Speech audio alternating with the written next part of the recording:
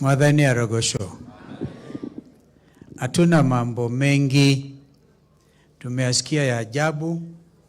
Kabla ya kusoma risala hii ya rambirambi, naomba tu kwa sababu hawa vijana wenu wametajwa.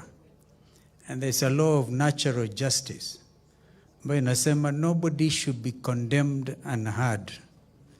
Kwa hivyo, kwa sababu tumekuja, Mheshimiwa Mwangi karibu kidogo hapa. Mheshimiwa Maina Njenga tafadhali. And I want to tell you, kujeni tu, tutafanya pamoja.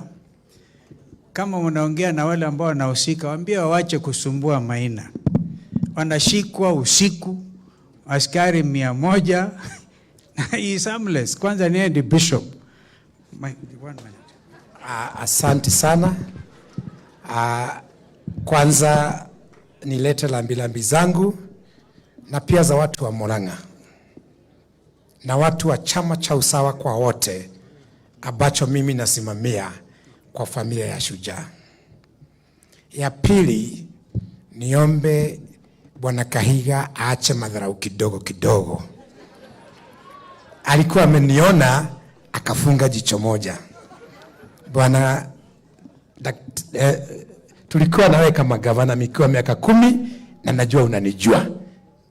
Kwa hivyo nimekusamehe, lakini uongozi hautaki hivyo. Hiyo nyingine, naona ya kwamba hao wambebelu ambao Shujaa Muthoni Kirima alikuwa anapambana na wao, kasumba yao haijaisha. Ile shinda kubwa ambao tunayo ni ile shida ambao walituachia. Na tukiongea hatuwataji. Tunapigana sisi kwa tamba na tambu ambao walituachia.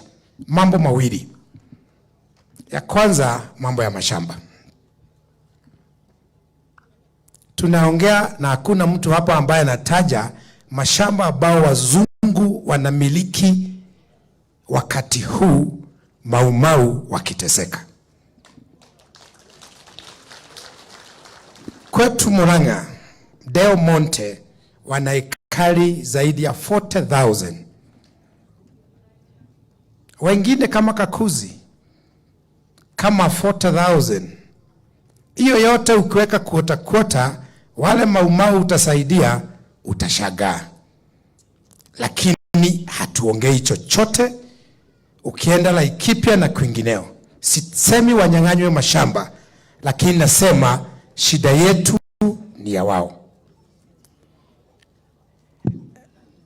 Ya pili, hiyo nyingine ya mashamba, hiyo nyingine imetajwa pia ya mashamba makubwa, wananchi wa kawaida wakiwa wana shamba.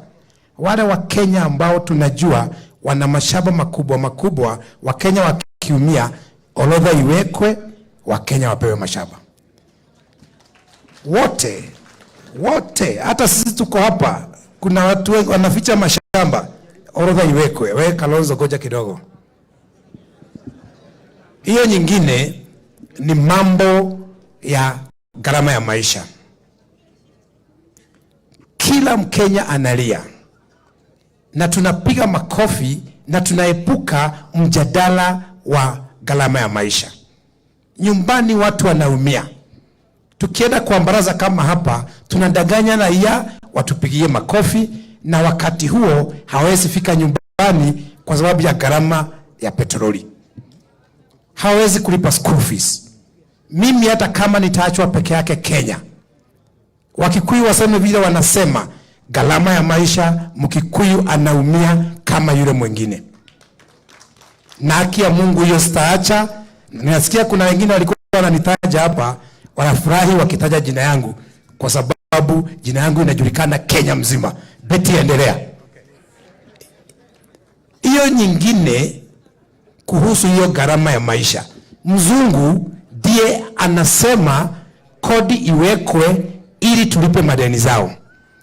IMF imeambia serikali ya Kenya lazima kodi ipande.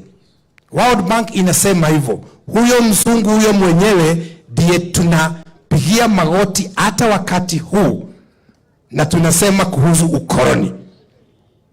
Najua serikali ya Kenya ingeangusha, lakini wote wanakubaliana na mzungu. Sisi tunasema acha mambo ya mzungu, angusha gharama ya maisha kwa kuangusha kodi.